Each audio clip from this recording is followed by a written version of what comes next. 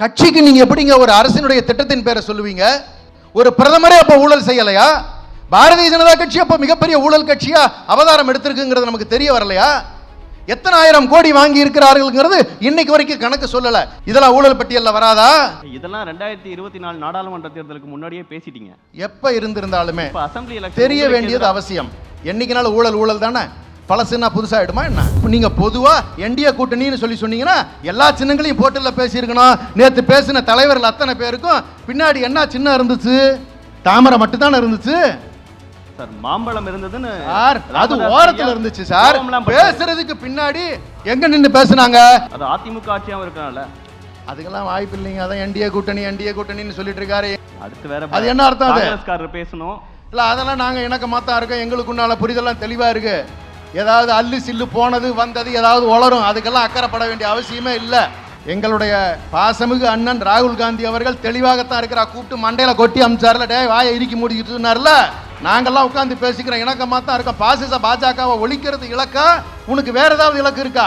இல்ல நீ எல்லாம் பாஜகவில் சேர்றதுக்கு திட்டம் போட்டிருக்கியா? அவங்க அமைச்சிருக்க கூட்டணி உங்களுக்கு சவாலா இல்லையா? எந்த விதத்திலையும் சவால் கிடையாது. அதாவது ஒரு சீட்டாவது சேர்த்து வாங்கிடுவாங்களான்னு விசிக அண்ணனை பார்த்து கேட்டாரு. அண்ணே, சீட்டு வாங்குறது முக்கியம் இல்ல, சட்டமன்றத்துக்கு எத்தனை பேர் போறோம்ங்கிறது முக்கியம்னே. நீங்க சீட்டெல்லாம் வாங்குவீங்கன்னு சட்டமன்றத்துக்கு வரமாட்டீங்கன்னு எழுதி வச்சுக்குங்க. பத்திரத்தில் எழுதி கொடுத்துட்டு போறேன். உங்களை விட விசிக்கு அதிகமான நபர்கள் சட்டமன்றத்துக்கு வருவார்கள். The debates for the people. Title sponsor Best Money Gold. Powered by CALS Believe in Better. Doctor ஸ்ரீவமாஸ் வெல்னஸ். உங்க தங்க நகைய வேற எங்கும் கிடைக்காத அதிக விலைக்கு விற்பனை செய்ய பெஸ்ட் மணி கோல்டுக்கு வாங்க. உங்கள் வளர்ச்சி எங்கள் மகிழ்ச்சி. ஆயுர்வேதம் ஒரு பொக்கிஷம், நம் ஆயுள் நீட்டக்கும் அற்புதம். Doctor Srivarma's. CALS Renewable Energy. Believe in Better. சகோதரர் அவர்களே, நேற்று நம்முடைய நாட்டினுடைய பிரதமர் அவர்கள் தமிழ்நாட்டுக்கு வந்திருந்தார். சிஎம்சின்னு ஒன்று சொன்னார். உடனே டக்குன்னு ஒரே குதூகலமாக இருந்த மாதிரி இருந்துச்சு. யாருக்குன்னா அதிமுக கூட்டணி இருந்தவர்களுக்கு. ஆனால் உண்மை என்ன தெரியுங்களா? கார்ப்பரேட் மோடியினுடைய கரப்ஷன் தான் அந்த சிஎம்சிக்கு ஃபுல் ஃபார்ம். என்னடா அது கார்ப்பரேட் மோடின்னு நேராக சொல்கிறாங்களே அப்படின்னு சொன்னீங்கன்னா, டிஜிட்டல் இந்தியா அப்படிங்கிறது ஒரு பெருமையாக பிரதமர் அவர்கள் கொண்டாடுகின்ற வழக்கம் உண்டு. கரப்ஷனை டிஜிட்டலைஸ் பண்ணி கரப்ஷனை லீகலைஸ் பண்ணி வச்சுருக்காரு, அவருக்கு பாதுகாப்பாக வச்சிருக்காரு அப்படிங்கிறது நேரடியாக பிரதமர் மீதான குற்றச்சாட்டை நான் வைக்க விரும்புகிறேன். இல்லை, டிஎம்கே தான் சிஎம்சி, கரப்ஷன் மாஃபியா கிரைம். அல்ல, அதுக்கு நான் விளக்கம் இதுதான். அவர் தப்பாக சொல்லியிருக்காருங்கிறதுக்கு தான் நான் மாற்றி சொல்கிறேன். நான் எங்கேருந்துன்னு நீங்கள் கவனமாக நீங்கள் பார்க்கணும். அந்த சிஎம்சின்னு சொல்லும் பொழுது பிஎம் கேர்ஸ்னு ஒரு ஃபண்டு கொரோனா அப்போ ஆரம்பித்தாங்க. ஒரு பிரதமர் நிதி கேட்கிறாரே, நாமெல்லாம் வாரி வழங்க வேண்டும்னு சொல்லிட்டு மக்களெல்லாம் நிறைய பணம் அனுப்பிச்சாங்க. ஏன்னா அது தேசிய பேரிடர் நிதி மாதிரி கேட்டிருக்காருங்கிற பொழுது நிறைய பேர் அனுப்பியிருக்காங்க. மொத்தம் அனுப்பப்பட்டு அது பெறப்பட்ட தொகை எவ்வளோ தெரியுங்களா? 13,605 கோடி ரூபாய்.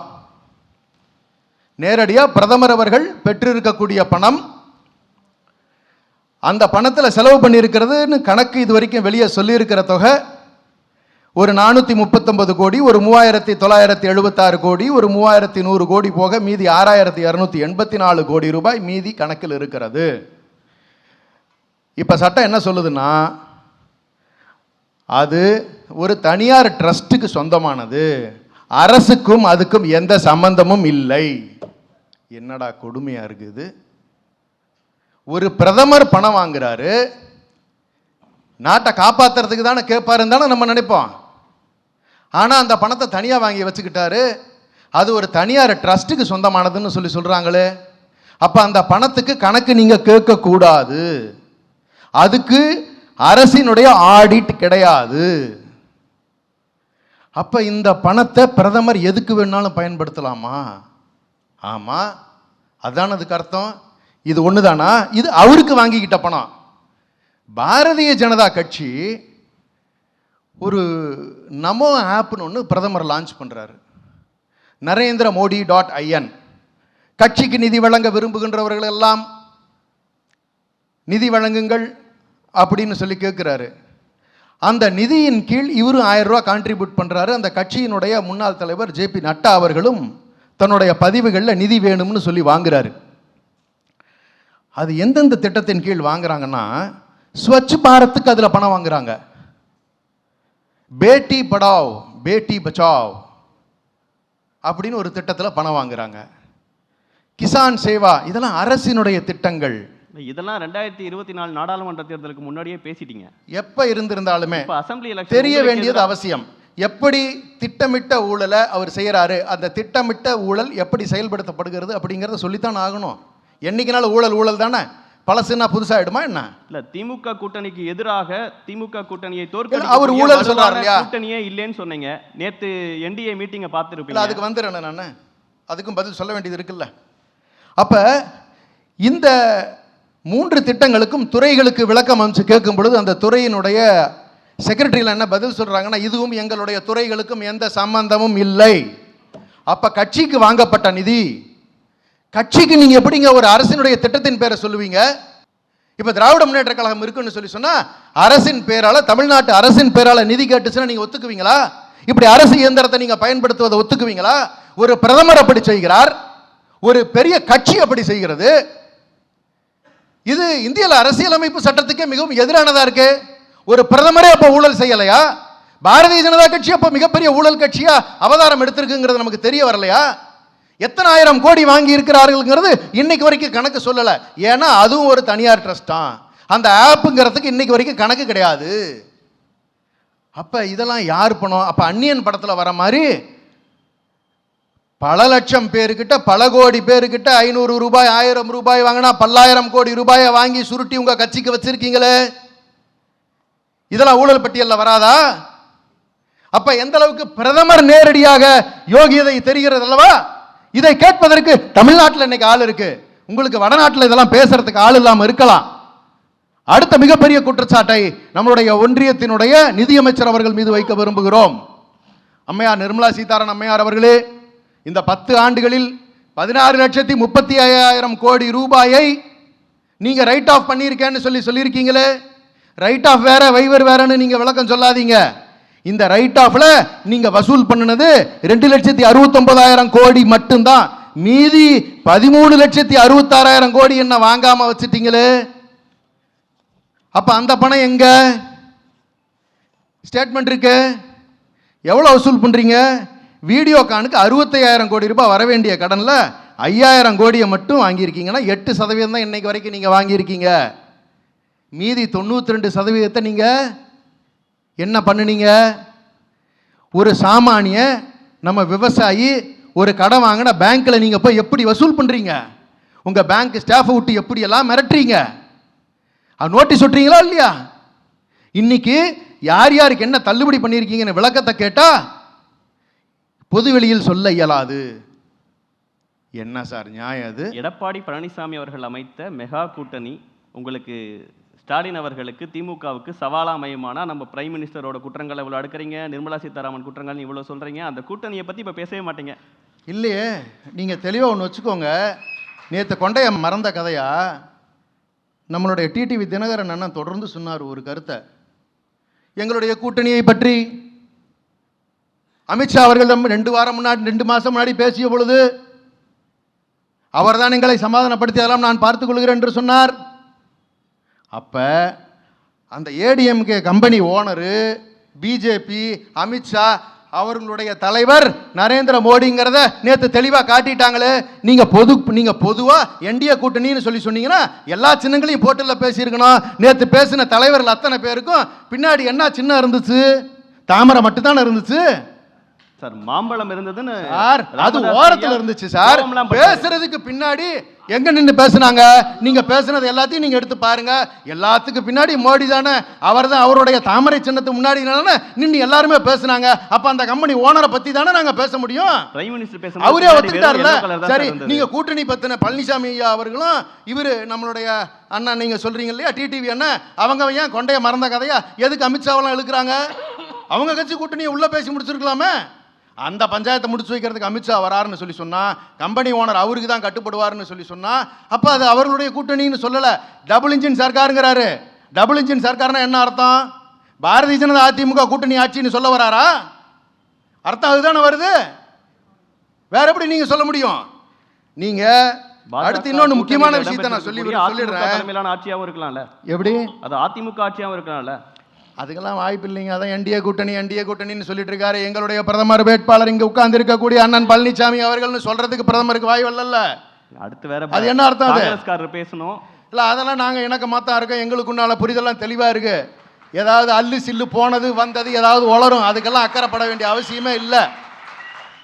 அதாவது எங்களுடைய பாசமிகு சகோதரர்கள், எங்களுடைய பாசமிகு அண்ணன் ராகுல் காந்தி அவர்கள் தெளிவாகத்தான் இருக்கிறார். கூப்பிட்டு மண்டையில கொட்டி அமிச்சார்ல, டே வாயை இறுக்கி மூடிக்கிட்டு இருந்தார்ல. நாங்கெல்லாம் உட்கார்ந்து பேசிக்கிறோம், இணக்கமாக தான் இருக்கோம். பாஜகவை ஒழிக்கிறது இலக்கா? உனக்கு வேற ஏதாவது இலக்கு இருக்கா? இல்ல நீ எல்லாம் பாஜகவில் சேர்றதுக்கு திட்டம் போட்டிருக்கியா?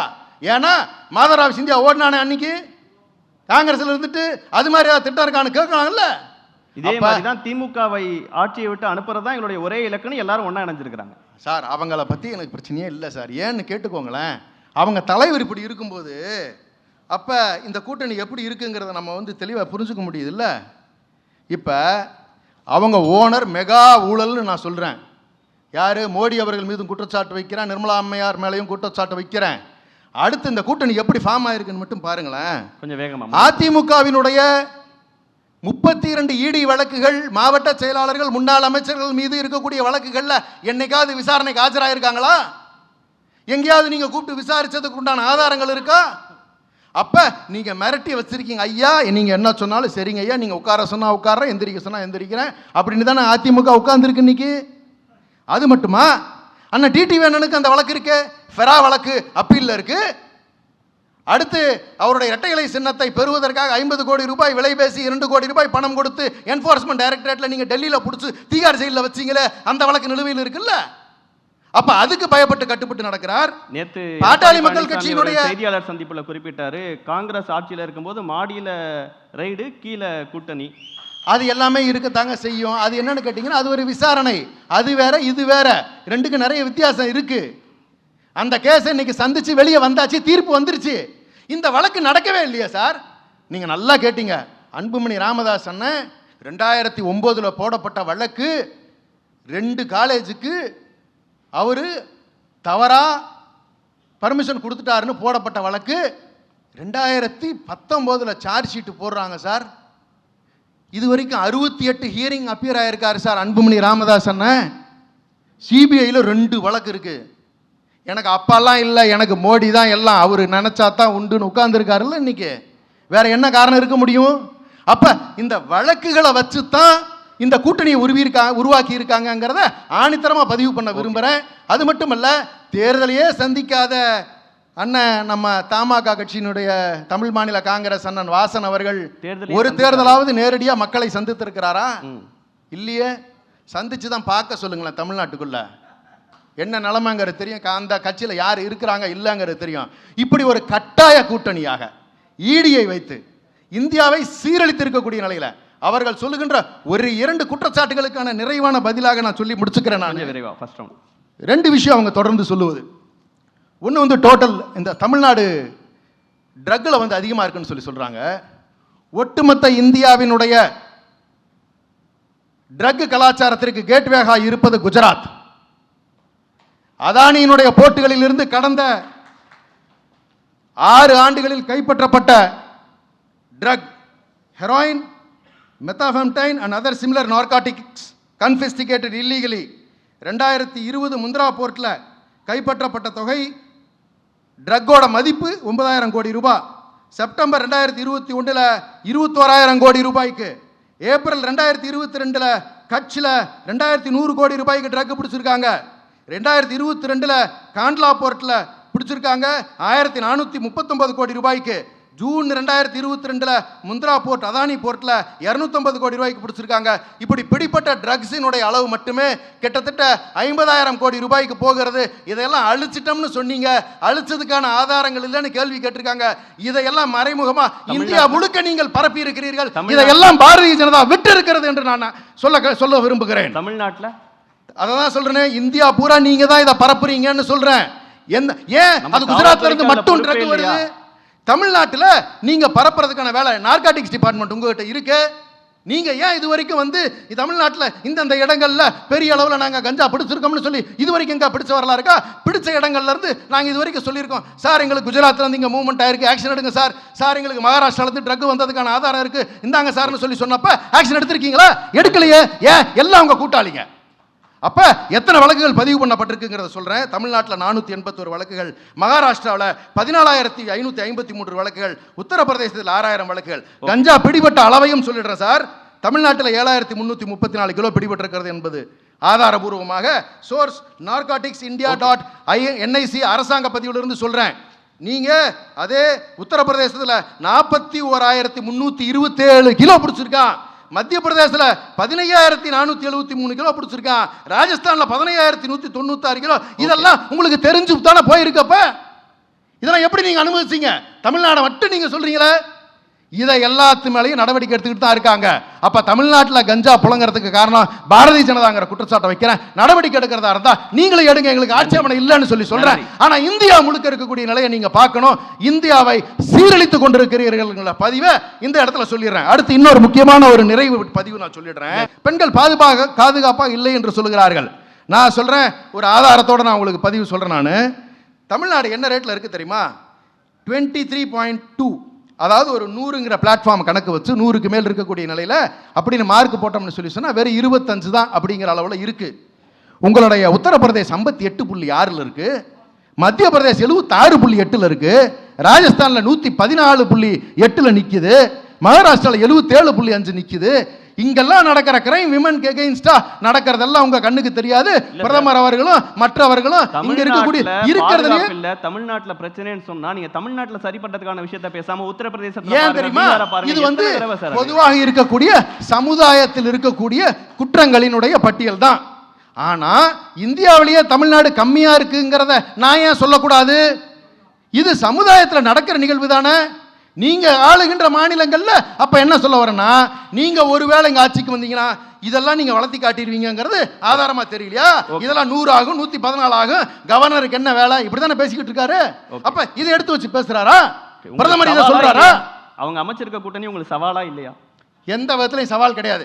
இப்படிப்பட்ட அக்கிரமங்களை செய்து கொண்டிருக்கவர்கள் திராவிட முன்னேற்ற கழகத்திற்கு, இதனுடைய கூட்டணிக்கு என்னாலும் சவாலாக வர முடியாது. ஏன்னு கேட்டீங்கன்னா, தமிழர்கள் தெளிவானவர்கள். இந்த விவரம் நார்த் இந்தியன் கிட்ட இல்ல. நீங்கள் சொல்லுகின்ற குற்றச்சாட்டுகள் எல்லாம் பொய்யும் பித்தலாட்டமும் இருக்கிறது என்பதை ஆதாரபூர்வமாக தெரிவிப்பதற்கு அத்தனை பேப்பர் வச்சிருக்கேன். இதை சட்ட ரீதியாக சந்திக்கிறதுக்கு நான் தயாரா இருக்கேன். யாராவது கேட்கணும்னு இருந்ததுன்னா எங்கிட்ட விளக்கம் கேளுங்க, ரைட்டிங்லையும் கொடுக்கறதுக்கு தயாரா இருக்கேன்னு பதிவு பண்ணி முதல் கட்டத்தில் என்னுடைய பதிவை நிறைவு செய்கிறேன். நன்றி, வணக்கம். அண்ணன் திராவிட முன்னேற்ற கழகத்தை பத்தி ஊழல் குற்றச்சாட்டுகள் 6 லட்சம் கோடி அப்படின்னு சொல்லி சொன்னாரு. அண்ணே, டாஸ்மாக்களை பூந்து உங்க அமலாக்கத்துறை ரைடு பண்ணுச்சு. கோர்ட்டில் போய் ஐயா மன்னிச்சிடுங்க ஐயா, தப்பு பண்ணிட்டங்க ஐயான்னு திரும்ப ஓடிருச்சுங்க ஐயா. அதை நீங்கள் கவனிக்கலையா? அப்போ அந்த ரைடு மிரட்டுறதுக்கான ஒரு முயற்சி. ஏன் உங்ககிட்ட இன்னைக்கு அத்தனை துறையும் இருக்கு, ஈடி இருக்கு, இன்கம் டேக்ஸ் டிபார்ட்மெண்ட் இருக்கு. நீங்க பூந்து ரைடு பண்ணி எவ்வளவு பணத்தை பிடிச்சோம் அவ்வளவு பணத்தை பிடிச்சோம்னு அண்ணா திமுக ஆட்சியில பிடிச்சு காட்டுனீங்க பார்த்தீங்களா?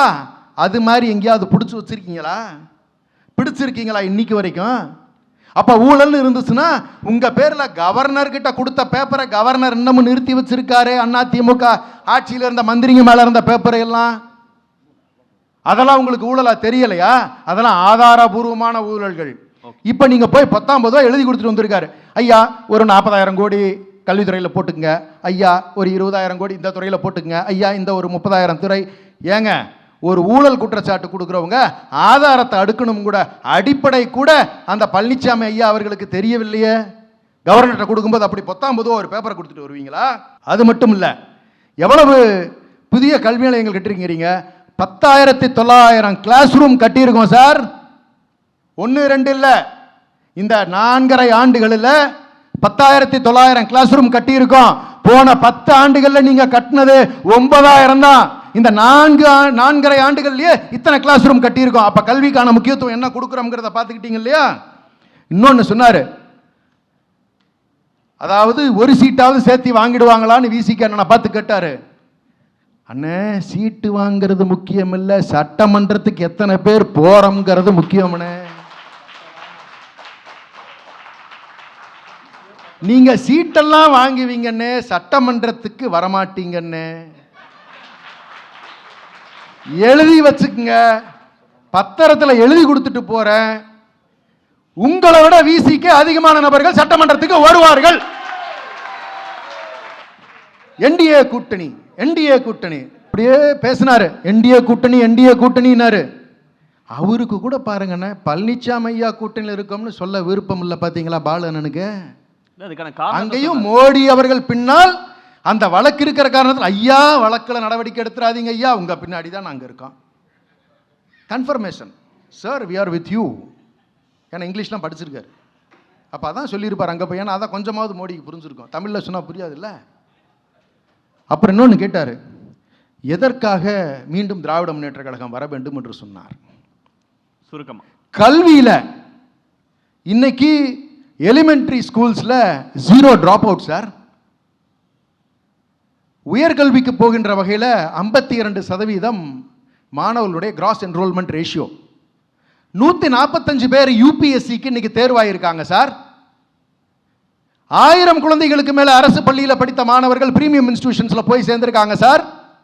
கல்வியில இந்த சாதனையை கடந்த எந்த காலத்திலையும் ஐயா காமராஜர் ஐயாவோட இருந்த காலத்துக்கு மீண்டும் ஒரு ஒப்பீடு சொல்லணும்னா இன்னைக்கு தான் அந்த காலத்தை நாங்க சொல்ல முடியும். அப்படி ஒரு சாதனையை செய்திருக்காங்க. சுகாதாரத்தில் இன்னைக்கு சிறந்து விளங்குது. வளர்ச்சி 16.69% எங்களுடைய ஜிஎஸ்டிபி. இதை உங்களால் மறுக்க முடியாது. ஏன்னு கேட்டுக்கிட்டீங்கன்னா, உங்ககிட்டயும் ரெக்கார்டு இருக்கு, எங்ககிட்டயும் ரெக்கார்டு இருக்கு. இது எப்படி சாத்தியமாகுது? கடன் வாங்குறேன்னு சொல்றீங்களே. இந்த 4.5 லட்சம் கோடியை நாங்கள் கல்வியில் முதலீடு பண்ணியிருக்கோம். இந்த 4.5 லட்சம் கோடியை நாங்கள் இன்ஃப்ராஸ்ட்ரக்சர் டெவலப்மெண்ட்டுக்கு முதலீடு பண்ணியிருக்கோம். இங்க இருக்கக்கூடிய சாமானிய மக்களுக்கு நாங்கள் அவருடைய வாழ்வாதாரத்தை உயர்த்துவதற்காக மகளிர் உரிமை திட்டம்னு பல்வேறு திட்டங்களை வாரி வாரி வழங்கி இருக்கோம். அதனால் இந்த மாநிலம் வளர்ச்சி பெற்ற மாநிலமாக மாறி இருப்பதனால் அது நடந்திருக்கு. ஒன்றிய அரசுக்கு ஒரே ஒரு பதிவை நான் நிறைவாக முடிச்சுக்கிறேன். நான் அப்ப தொழில் வளர்ச்சி இருக்கு, கல்வியிலையும் வளர்ச்சி இருக்கு. ஏன் இது கண்டினியூ ஆகணும்னா, இது போன்ற வளர்ச்சி தொடர வேண்டும் என்பதற்காக இது தொடர வேண்டிய அவசியம் இருக்கிறது. எங்க கூட்டணியை பத்தி சொல்றீங்களே, தமிழர்கள் தங்களுடைய அடையாளத்தை இழக்க கூடாது என்று சொன்னால் அண்ணன் திருமாவளவன் அவர்கள் அந்த முடிவில் தீர்க்கமாக இருப்பதனால் எங்களோடு இருக்கிறார். இருமொழி கொள்கையில் இருந்து கொண்டு ஆங்கிலமும் தமிழும் போதும் என்று சொல்லுகின்ற காரணத்தினால் காங்கிரஸ் எங்களோடு இணக்கமாக இருக்கிறது. நீங்க வந்தீங்கன்னா என்ன பண்ணுவீங்க? சமஸ்கிருதத்தை உங்களுடைய தேசிய கல்விக் கொள்கையில நுழைச்சிங்களே, நிறுத்தணும் இல்ல, அதுக்கு 2,500 கோடி ரூபாய் நிறுத்தி வச்சீங்கல்ல, கொடுத்தீங்களா? இன்னைக்கு அது 3,500 கோடியா இந்த குவார்டருக்கு சேர்த்து நிக்குது. அப்ப நாங்க இதெல்லாம் கடன் வாங்கி தானே செலவு பண்ணோம். நீங்க கொடுக்கலங்கிறதுக்காக எங்க மக்களை நாங்க விட்டுற முடியுமா? கடன் வாங்கியா செலவு பண்ணுவோம், திரும்ப காங்கிரஸ் ஆட்சி வரும், அந்த கடனை வாங்கி கட்டிட்டு போறோம். உங்களுக்கு என்னையா கஷ்டம்? இரண்டாவது, இந்திய அரசு மிக பெரிய சீரழிவில் இருந்து கொண்டிருக்கிறதுங்கிறத பதிவு பண்ணி என்னுடைய நிறைவு கருத்தாக வைக்க விரும்புகிறேன். நண்பர்களே, கவனமாக வைத்துக் கொள்ளுங்கள், இதை முக்கியமா நீங்க கேட்கணும். டெப்ட் வெர்சஸ் ஜிடிபிங்கிறது ரொம்ப ரொம்ப முக்கியம். நம்ம கடன் வாங்குவதற்கும் வருவாய்க்கும் உண்டான ஒரு ஒப்பீடு. இதற்கான சதவீதம் தமிழ்நாடு 26% இருக்கிறது. இது மிகவும் பாதுகாப்பான நிலையில் இருக்கிறது. ஒன்றிய அரசினுடைய பாஜக அரசு வாங்கி இருக்கக்கூடிய கடனுக்கும் வருவாய்க்குமான சதவீதம் 82% அதிகமாக இருக்கிறது. இது டேஞ்சர் ஜோன். இதான் வேர்ல்டு பேங்க் சொன்னுச்சு. ஒரு வருஷத்துக்கு முன்னாடி 82% சொல்லி கிரிட்டிக்கலா இருக்குன்னு சொன்னாங்க. நீங்க 6 மாசத்துல அது 56ன்னு சொல்லி நம்பர்ஸை மாத்தி ஏமாத்தி சொன்னீங்க. வேர்ல்டு பேங்க் காஷன் பண்ணுச்சு, வி சஸ்பெக்ட் த ஜிடிபி நாங்கள் நம்ப தயாராக இல்லை, ஒன்றிய அரசினுடைய தரவுகள் உண்மையாக இல்லைன்னு சொன்னுச்சு. ஒரு போகஸான அரசு நடந்து கொண்டிருக்கிறது ஒன்றிய அரசுல, பொருளாதார சீரழிவு நடந்து கொண்டிருக்கிறது. அதையெல்லாம் மறைப்பதற்காகத்தான் இங்க வந்து நீங்க ஜாதி பிரச்சனையும் நீங்க மத பிரச்சனையும் கிளப்பிக்கிட்டு இங்க கஞ்சாவை பெருக்கிக்கிட்டு எல்லா வேலையும் இந்த பாரதிய ஜனதா கட்சி செஞ்சுக்கிட்டு இருக்கு. அதுக்கெல்லாம் உறுதுணையா நிக்கிறதுக்கு தான் இங்க இருக்கக்கூடிய இந்த இனத்தினுடைய துரோகிகள் இருந்து கொண்டிருக்கிறார்கள் என்று பட்டியலிட்டு கூறி வாய்ப்பளித்தமைக்கு நன்றி கூறி விடை வருகிறேன். நன்றி, வணக்கம்.